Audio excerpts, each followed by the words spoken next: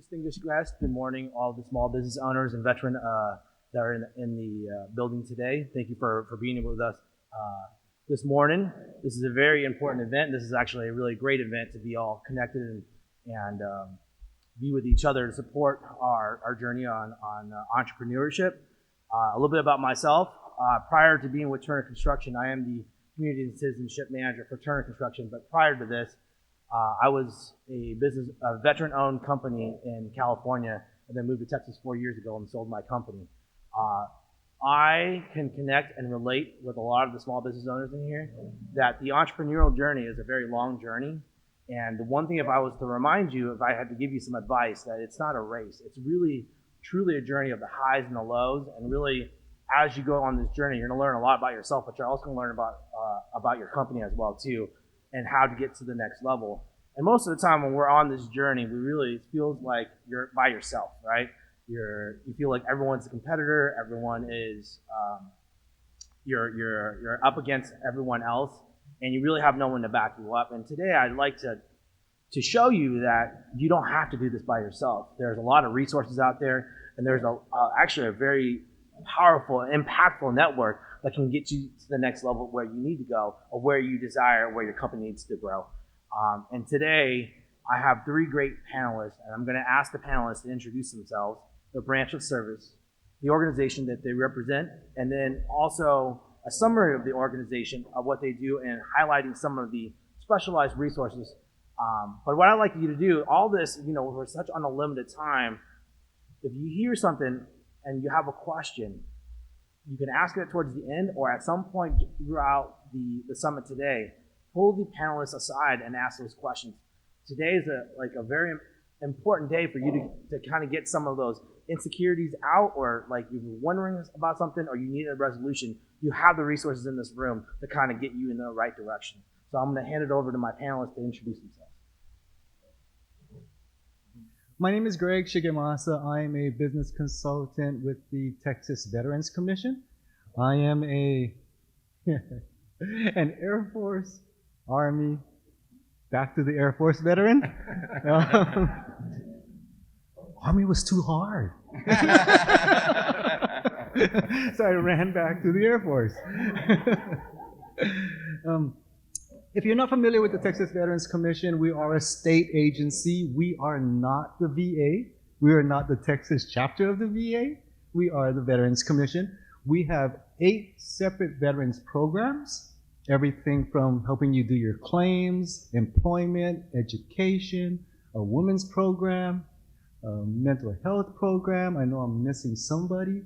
The Fund for Veterans Assistance, which gives out grants to nonprofit organizations that give direct service to veterans. And then the program that I'm with is the Veteran Entrepreneur Program, where we do one-on-one consulting with veterans and their family members. Good morning, Jason Burgos. I'm the Data and Contract Compliance Manager with the Bexar County Small Business and Entrepreneurship Department. We are an organization that is here to help small businesses. We help you make connections, find resources, right? We administer the Small Minority Women Business Entrepreneurship Program, as well as the DBE program for the county. If we're not the city of San Antonio, Bexar County. So, but we can make that connection for you with those other agencies and entities as well. I'm a U.S. Army veteran, 6 years. Was an X-ray technician. I don't know how I became a data and contract compliance manager, but here I am. All right, great morning, everyone. Great seeing everyone here. I appreciate the invitation, consideration, to participate in this great event. My name is Juan Santos. I am the program director for the University of Texas Rio Grande Valley Veterans Business Outreach Center. And we are a network of 28 VBOCs for short across the country. And you guys are a perfect timing because today we have actually the 2 VBOCs here in Texas. My counterpart, Mr. Patrick Alcorn from the North Texas VBOC, is here present as well. We cover my program, West Central South Texas, which is roughly 130 counties, plus or minus 10, And we are housed down in the city of Edinburgh, but we cover again the entire, a little bit more than half of the state. And we focus exclusively for the military community. And by military community, I mean transitioning active duty members veterans of all eras, disabled veterans, reservists, National Guard, and very, very important, military spouse. Big support of military spouse, just because when we're serving, we're PCS and we're deployed, we're TDY, who's holding the fort? Military spouse. So that's why the reason I'm a big supporter of military spouse, and our services do expand to them. And by the way, at no cost, and they're confidential. I want to ask the panel, what does it mean to be a veteran-owned, and why is that important? And you know what, I'm going to ask this to every single one of the panelists, and then I'll give you my thoughts afterwards. Go ahead, Greg. Well, thank you. I'm going to hitchhike on that real quick. Watching the news this morning and Veterans Day being right around the corner, the topics that I listened to was veteran suicide and veteran homelessness. Now, these, don't get me wrong, they are very important topics. I would like to see added to that narrative veteran entrepreneurs and veteran business owners. Have no doubt, we have the opportunity to build a veteran business ecosystem. We're about 1.6 million strong in the state of Texas. And a good portion of those veterans either are in business or want to be in business. If we all come together, we're going to be a force to be reckoned with. So HT, I wanted to touch on the value, right, of being veteran owned and that value that it brings to the business, the small business community for Bexar County specific. I think being a veteran, speaking from my personal perspective, has given me a specific skill set that I couldn't acquire anywhere else. But that skill set, being in a team, working with others, learning how to take orders, right? Learning the value of a larger mission and being able to transition that into my personal life as I move from the military to a civilian background, right? It just helped me make that transition a lot easier. And I think that value, that skill set, as it moves forward, has just made me a way better person. I think as a veteran-owned business, we can see that, I can see that with the projects that we're doing, right? That I see that, how can I put it? I see that skill set shine and come through. I love the fact you used the word transition, and it is almost a seamless transition. It's just a matter of translating, right?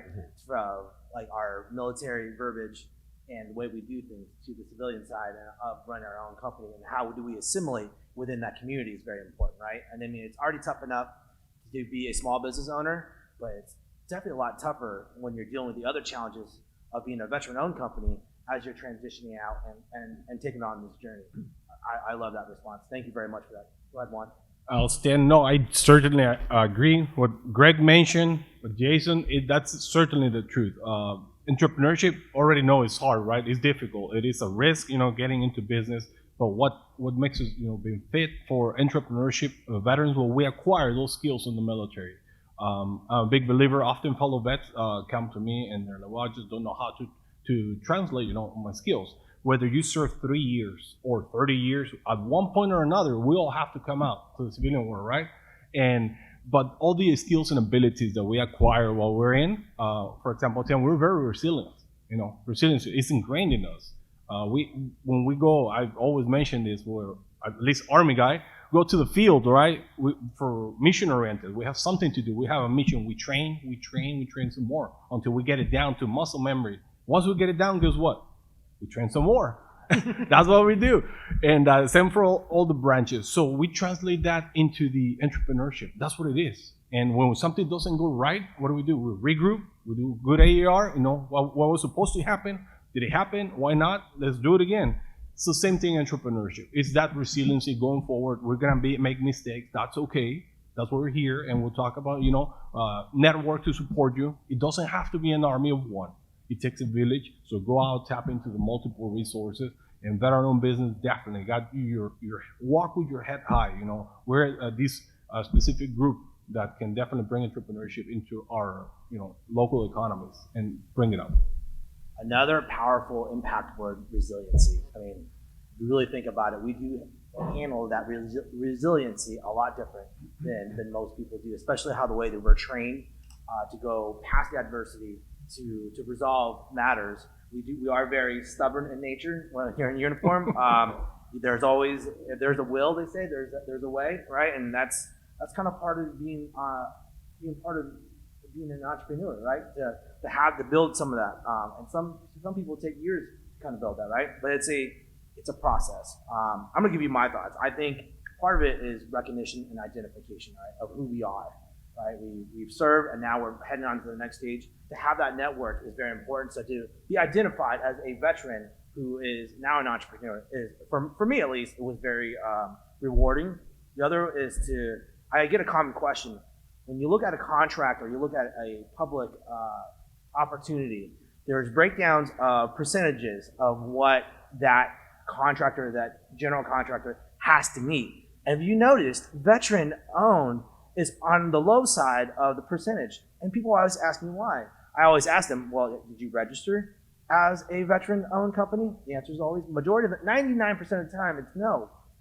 Well, that's kind of an issue. Because if we don't register and we're not acknowledged as a veteran-owned business, then how is the agency or the organization supposed to know, based on data, to raise that percentage to give us more opportunities? For me, it's definitely an opportunity to build that awareness, right? And the other thing is, as veterans, it's always going to be our blood. And please correct me if I'm wrong, but it's always our duty to serve.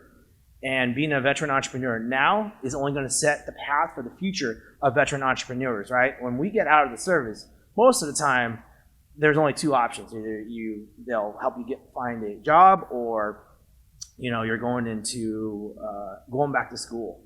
But not promoting veterans to be entrepreneurs, I think is almost the wrong thing to do. It's another option, and we need to kind of explore that. And so it's our duty, no matter how many years you've been retired or how many years you serve, we always find a way to give back, and this is kind of our way to give back, to acknowledge that, right? So my next question to the panel, and I'm really going to ask Greg to answer this one first, is how does a veteran-owned business get certified, and what does that process look like, and what can the entrepreneur expect? All right, thank you for that. Sounds like a simple question, doesn't it? How do you get certified?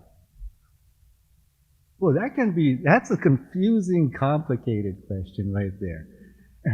For the Small Business Administration, who is in the back corner over here, has the Veteran-Owned Small Business Certification and the Service-Disabled Veteran-Owned Small Business Certification, right? So if you're looking at federal and VA contracts, hey friends,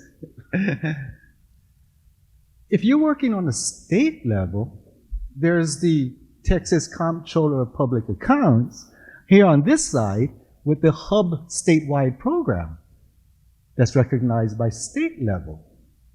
That's not to be confused with the Texas Veterans Commission Veteran-Owned Business Verification that we do as well for you. So it can be a complicated thing. There's a lifespan or a length for the SBA certification. If you're going into the federal contracting side, you're going to the VA side, makes a lot of sense, right? If you're going for the state local government side, Hub makes a lot of sense. But if you have a beauty salon, or you're doing lashes, right? I'm sorry, those are my last two clients that I was dealing with. Right? Yeah. Looks good though, right? Doesn't it?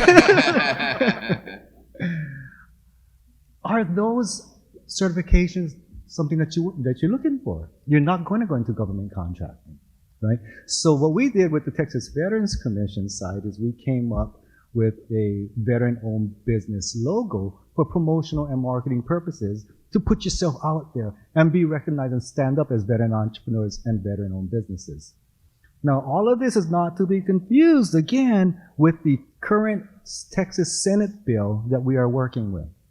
Texas Senate Bill 938, which ends on 31 December 2025, allows new 100% veteran-owned businesses to form their business for free with the Secretary of State. The second part of this bill is that you get your Texas franchise taxes exempted for the next 5 years from the date of formation. So there's two parts to it, but it's really easy to get. Basically, what we request from you is your contact information and a copy of your DD-214. It has to have an honorable discharge on there. If you are a National Guard person, you have to have served in the Texas National Guard because it is a Texas Senate bill, right? So unfortunately, I'm from Hawaii, so if I was in the Hawaii Guard, I would not be eligible for it, right? But I did active duty, so I am eligible for it with my DD-214. So that's one of the things that is we've been inundated with lately, is new veterans wanting to come in and start their businesses in Texas. And we are really happy for that. If you have any questions about that, there's a handsome gentleman in the back there called Jose Sanchez. He's my partner there. He can help you with all of that portion. If you wanted to get a gander at what our Texas veteran-owned business logo looks like, he has a copy of that as well. And just a little thing here. For those of you who have storefronts, we still have some decals that you can stick up there that says you're veteran-owned. Okay? Not sure how much we have left, but we're running through them pretty quickly. The reason that thing is so important, and it's been really nice to have, is veteran-owned businesses are coming out of the woodwork and contacting us on a daily basis. That, hey, I want to be recognized as veteran-owned. That is part of building that ecosystem. That was a great answer. Thank you for being so elaborate. Jason, can I jump in? Yeah, I was going to say, if you have any other perspective, please add to that. I do. So I just wanted to read something here. Since July 2021, the Texas Hub Program transferred certification services to the Texas Unified Certification Program partners. One of their partners is here. That's the South Central Texas Regional Certification Agency, the SCTRCA, and they provide certification services for the local jurisdiction. Bexar County accepts all certifications we do, all from a bona fide agency, right, in our program, but we do encourage you to pursue reciprocity. So get with the SCTRCA here. Just want to put that out there. Is it? No? Yes? Oh, okay. Yeah. And if you're not DBE certified, please pursue that as well, because we do have a DBE program that we manage. Yes, and there's a lot of opportunities for our veteran-owned to register as a DBE as well, too. No, Juan, I know I didn't have you on that line to answer that question, but do you have any thoughts you'd like to add to that? Definitely. Just what Greg mentioned, I'm always go around with cover different areas, but I'm a big supporter of that. I always mention it to my fellow vets because they're always asking about that certification, but I made it clear, again, if and only if they're going to go the route of contracting. Otherwise, I highly encourage that identifier. I call it the small business veteran identifier. Why? The community as a whole, they like to support veteran-owned businesses. So what better way to showcase your business with a big old logo, whether it be on your website, your business card. And as you all know, you have to be promoting yourself everywhere, right? Have that elevator page ready to go everywhere. Hey, my name is such and such. Oh, and by the way, I'm veteran-owned. Again, that has to be the cherry on top. So just a big supporter on that and what Greg and organization does. So the next question I'm going to ask is, for new entrepreneurs or those contemplating starting a veteran-owned business, what are the essential needs prior to seeking certification? And I'm going to address that to Juan. Oh, that's a great question. That's a great question again. I can hear you. Oh, okay. Just hear it on. That's a great question. So I definitely recommend one, reach out to one of our to us, the VBUC, or one of the other resource partners. You definitely want to get your business plan in place. If you don't have a business plan, why is that essential? That's going to definitely help you, make better decisions, stay grounded, keep on basically on a mission. Two, if and only if you're going to need access to capital, which that's a whole nother topic. Nevertheless, that's going to help you as well. We can definitely help you out with total project costs, how to put that together. Very, very important financial projections too, if you're in the starting stages. Why? Because how long is it going to take you to break even? That's one of the things up to right now, 2023, that fellow vets neglect that portion. How long is it going to take me to break even? Or how much money am I going to need? Well, I think by social. No, don't think how much exactly written down. So by the time you go to the lender, you can show, not tell, but show them, look, this is exactly where the money is going to go. and this is how long it's going to take me to break even. And by the way, all the bundle up, that time that will take you to break even, because that's one of the areas that new businesses neglect. If it's going to take me $3,000 a month to stay afloat, and it's going to take me 6 months, that's 3 times 6. That has to be also on the initial capital investment. So I will say that's definitely one of the things. So having that business plan, if and only if you're going to need access to capital, be lender ready. But also, I recommend having that financial history, because going into government contracting, whether by local, state, federal, having that financial history and capacity to deliver. That's very, very important. Greg, do you have anything to add to that? I'm sorry, I just lost my train of thought here. Take your time and do your due diligence. Do your market research and validate that market if you're a pure startup. When you do your market validation, try to stay away from your family and friends, because they love you. They're going to say, that's a great idea. You should do it. Right? Are you going to pay me for my services or product? Oh, no. So do your market research, do your market validation, go out there, boots on the ground, talk to strangers. Is this something that they want? Maybe even more importantly, is this something that they will pay for? Is it the right? When you do your market validation, you'll find, and please be open-minded, you may find that the service or product that you want to provide is not what they're looking for, but they will tell you what they are looking for if you listen carefully. And I think that's the one thing I want to focus on this particular question, is on what a new entrepreneur or a veteran-owned business is that there's a difference in relationship, right? There's two types of relationship. You got a transactional relationship, and then you have an intentional relationship. Transactional relationship is like, we'll use today as an example. Mm-hmm. You're going to go by and you're going to pass off your cards, and then it might take you a few days to follow up, right? But to build an intentional relationship, you're going to follow up in 24, 48 hours. You're going to see if you can set up a meeting, and then you're just going to learn and listen about what that organization has to offer, or get your answers questioned on what you don't know about the organization. You're going to come back with that information, and you're going to build a plan, right? On how does this fit into your journey, and how does this organization fit into your business plan? And then you go back and do a follow-up, because now after 2 or 3 times of building this, it's no longer just a relationship that, hey, you see someone at a convention center. You should be able to have a more warm introduction, work together. It should be a very collaborative effort. That's what makes it an intentional relationship, right? Yeah. This question I'm going to ask you, Jason. Can a VOSB, a veteran-owned company, provide competitive advantage in public or government contracting? And the second part to that is, how can a veteran-owned company stand out amongst its competitor along with the other certification? See, we're talking about certification, like certification certified or government contracting. Where's that competitive advantage lie? So it depends on the agency or entity in place. We all have different programs. Some of us do have what we call set-asides for veteran-owned businesses. It all depends on availability, right? What is out there? That's how we come up with some of our percentages and contracts that you mentioned earlier. I do believe it provides a competitive advantage, but getting that certification is important.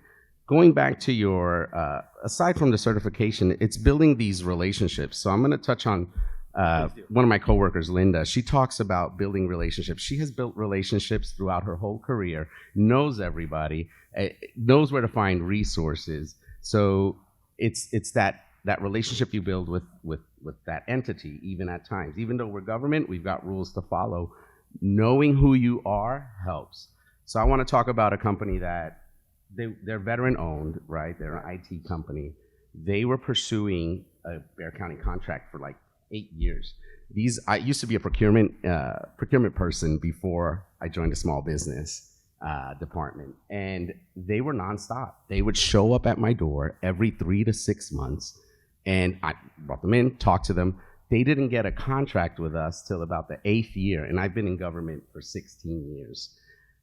They're one of my success stories, right? And it was just that persistence, that follow-up, that reaching out to me, that email to me.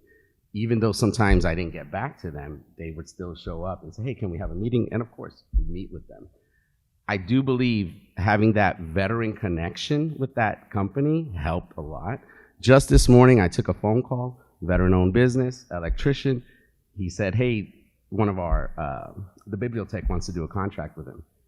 Had a problem, told him what to do. Hey, make this phone call, help him out, right? But he has that connection with me. He had my cell phone number to call up. He knew who to call to help him out. So you've got to make those mental notes. Who is that point of contact at that agency that can help you? Veteran-owned, regardless, right? But overall, that veteran connection that we had helped him out with me. The second part of your question, how can you stand out amongst competitors, right? Even with those with other certifications, you got to show up to these events. You just do. We have a huge event in December 6th, 2023, 7 a.m. to 3 p.m. at the Freeman Expo Hall.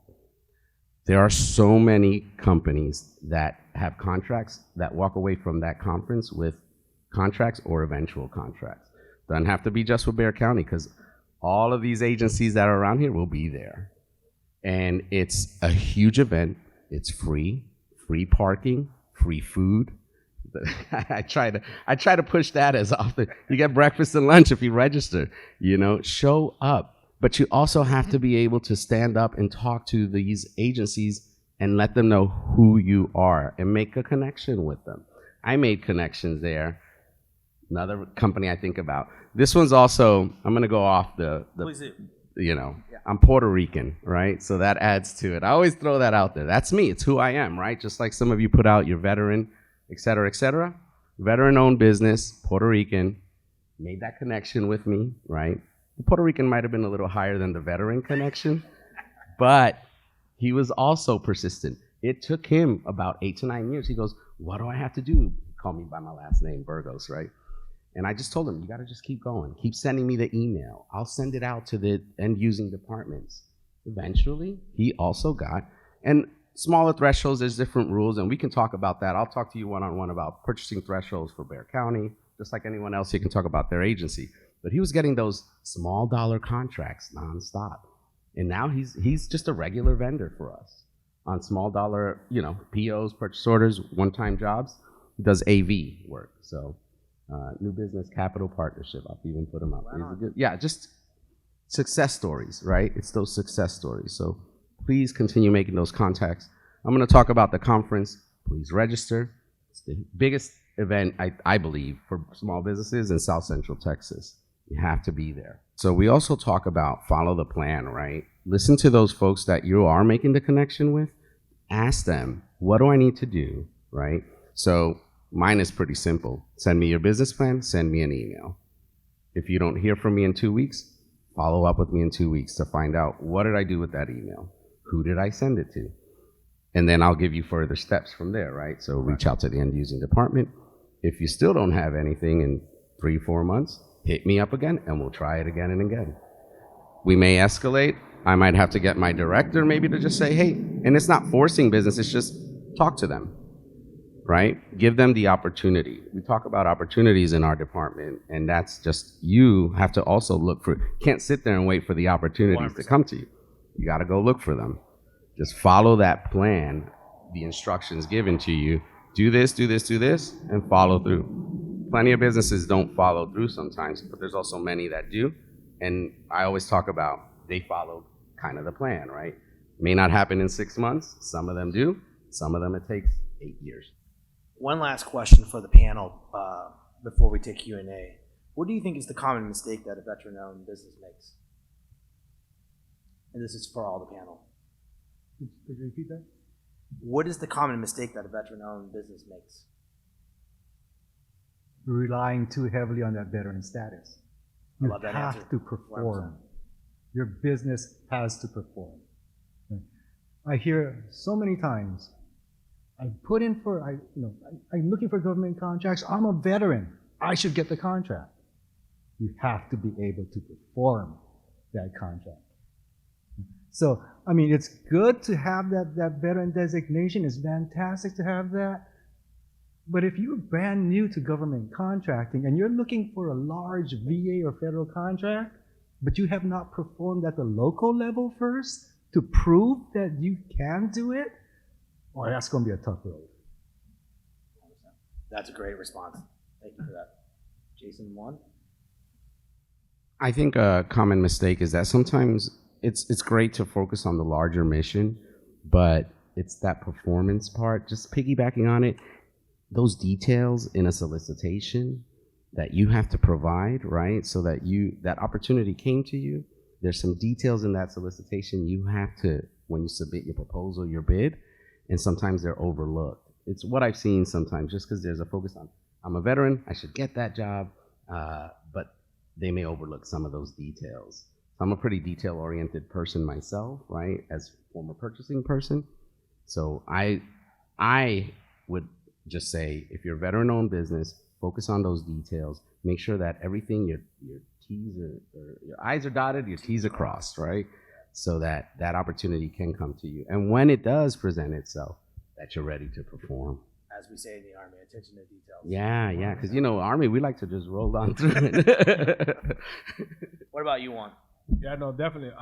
What Greg mentioned is a big thing, because I've noticed that across. We also attend a lot of outreach events and like job fairs and whatnot, and a lot of vets come to me, and basically with that first thing, oh, I'm a veteran. What do you got for me? Like, oh, all right. You have to, what we bring to the table, and as I mentioned earlier, we bring a lot to the table to organization. We can be an asset to them. So same thing with companies. What are we good at, and show them, not tell them, but show them what we can deliver. And oh, by the way, I'm a veteran. Has to be the last thing, the cherry on top, because we have to prove, as Greg mentioned first, prove that we can deliver. So very, very important. And two, I will say for both, whether you're doing the contracting portion or not, just the regular corporate, involve yourself in the ecosystem. Get to know your area, where you're basically like pick your battles. You don't have to do all of them, but where is the resources out there to support me? Because there's a whole ecosystem out there. You're not by yourself. And don't spend your money in business plans. That's a big one that I recommend. Do not go out there and pay for business plans, and do not go out there and pay for market research, because there's a lot of these benefits at no cost to you. Now, unless you truly want to, then by all means, it's your money, right? But there are a lot of resources out there for you guys at no cost, and whenever you guys are ready. It's not like you have to do it in 6 months, or you have to do it in a year. No. It's at your pace, it's your decision. And please, if you decide to get into business, get your family involved. It's a family decision, I will say that. It's not just like, well, I want to go into business. All right, I'm going to start. Oh, by the way, I tell my wife, by the way, I'm in business. Like, no, because you'll be married to the business initially. As a lot of you will know, the first few years, I don't want to say months, but first few years, you will be really into it. So that's the reason I mentioned, bring your family into it, that, involve that, oh, I'm going to get into business. This is what we're going to do. You share the mission, because it takes a village, like I mentioned earlier. Excellent advice. Before we get to Q&A, I just want you to see in the last 40 minutes that we've been up here, they are a wealth. This panel is a wealth of information. Just imagine having that conversation over at their table in their booth, and talking to other parts of the organization. So I suggest today or the following week to follow up with some of these organizations and extract some of that information for your personal use. And now we'll go straight into Q&A. He's going to bring the mic together. Okay. Well, I'm new to Texas. I just moved here from New York. So I'm registering as a new business, right? I do have product market fit. But what's the process in terms of getting access to funding, developing business credit? Like, what's the process in terms of getting access to that? And the steps to get there, like how long is what do we have to do? Do you have to be in business for a certain number of years or a certain period of time before you can get access to that? I'm going to defer this question to Juan, because he had a very beautiful pamphlet when he submitted for the Bill Nuts outline, and it actually addresses that. Would you like to address that?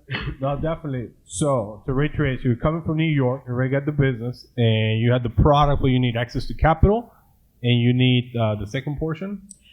Well, I mean, like I can get access to the products. I do have product market fit, but I need a marketing budget to really expand it. Okay. So, like, what's the process in terms of developing? Do you have to be in business for a certain number of time? Do you have to have business credit already? Like, what do you need in order to get access to the funding? What's the process?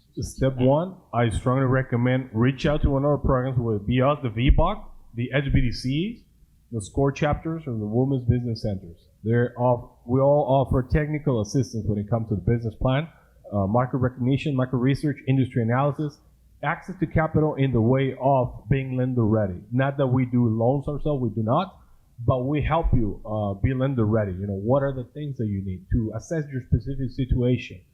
We cannot give you a time frame because each one's different, and even if you have all the ducks in line and are perfect, you know, that's a lender question that will take a while. Nevertheless, we will ensure that you're as prepared as you need to be in order to have that access to capital. So I will stress step one, reach out to one of our programs. And by the way, we're all in this together. We're not in competition. We're all, even if we have different funding sources, we want for you guys to be successful. That's what we're here. We want for you guys to be your local economies to make them better. So that's our main mission. Can I hitchhike on that? Is that okay? Yeah. So if I understand correctly, you're a startup, right? We have in the back here, and see that little green banner? We have People Fund back there. People Fund is an SBA approved micro lender. We have Lift Fund back here as well, I believe. And back there, you know, go have a conversation. Build that relationship like he was talking about, so that they know when your application comes across their desk, they already know who you are, right? With the business credit side of it, right? So it's really important that you do business with organizations that report to the business credit agencies. A lot of them do not, right? So when you do your banking and you get your business credit card and you're working with your vendors and your suppliers, ask them, right? Because you're going to interview them. This is going to be a long-term relationship, right? Ask them, do you report to the business credit agencies? Good morning, and thank you for all the information so far. My question to you all is, are all of these services also open to nonprofits? Because I am a nonprofit, veteran-owned, private pay. So we don't deal with government contracts. We don't look at that. So are all these services also available to us as nonprofits? I just want to take that real quick. Yeah, sure, go ahead. From Bexar County's perspective, we do fund many nonprofits at times, right? And though my department is not focused on nonprofits, we will still sit down and have a conversation with you to go over through some of the processes, where those contracts are at, where to find them, little tips to help you as a nonprofit find out information as far as Bexar County goes. So this is one of those, and it goes to even your question. I'd like to sit with you. It's more of a one-on-one discussion to help you grow whatever your goals are, whatever your, if it's nonprofit or profit, for profit. To add to that, even if we're not Bexar County, we're Wilson County. So we're south of Bexar County, which is a very underserved, and most of these conferences that I've attended recently, we're not in their service area. We don't do that county, we don't do that county, we can't help you in that county.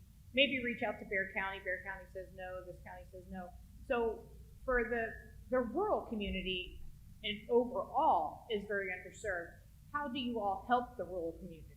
So we're veterans, right? Those of us that are, we're problem solvers. And if you came to me with that question in a one-on-one situation, I'm gonna find out for you. So take my card, let's sit down. I like to have those conversations and find out the information for you. So we have contacts with different counties. You have ACOG as well, right? So there's just different avenues that I would point you in to get you to get the answer to your question. And I like to add into that too, that most of the organizations in here, if they can't help you get that answer, they know someone that can pass along or connect you with someone that can able to do that. It really truly is a community, especially when it comes to the small business community. So it's not very like, where you're divided, like segregated and like, we only do X, Y, and Z. If they don't have it, they have other contacts they can refer you to. And I have to say this because I know Linda, who's over here, will be mad at me if I don't. We connect you. We make those connections. So our department doesn't fund, doesn't lend. We don't do certification, but we show you where to go and who to talk to, right?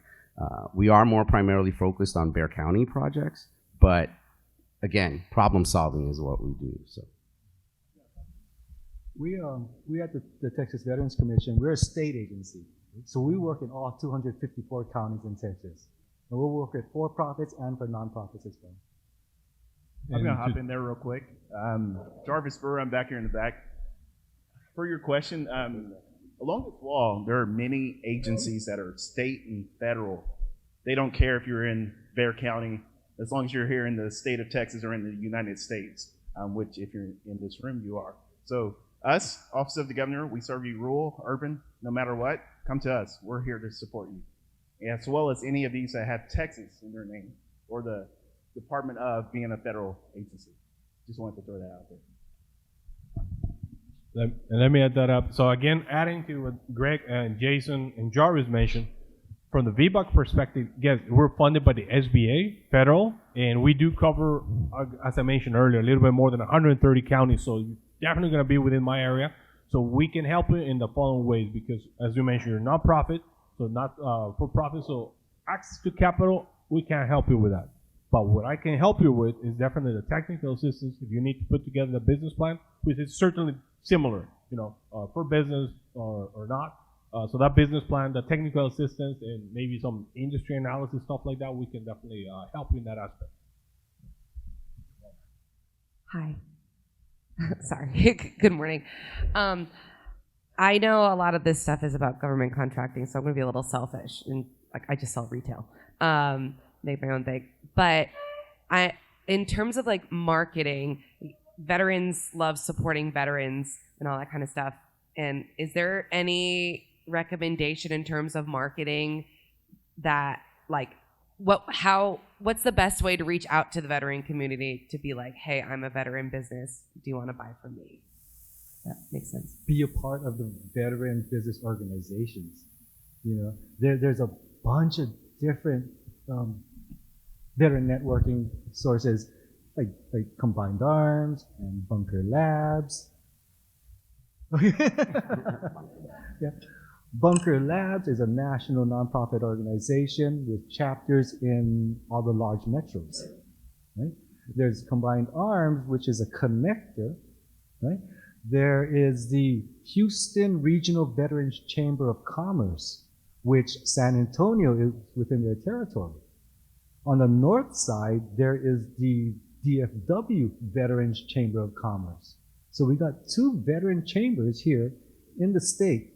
And it's really, really interesting because there's so many different chambers, right? I was talking to some people, there's the Greater San Antonio Chamber, right? There's Black chambers, Hispanic chambers, Asian chambers. What chamber can get all of those people together? Look at the room. It's the Veterans Chamber. It's the Veterans Chamber that can get all of those different facets together.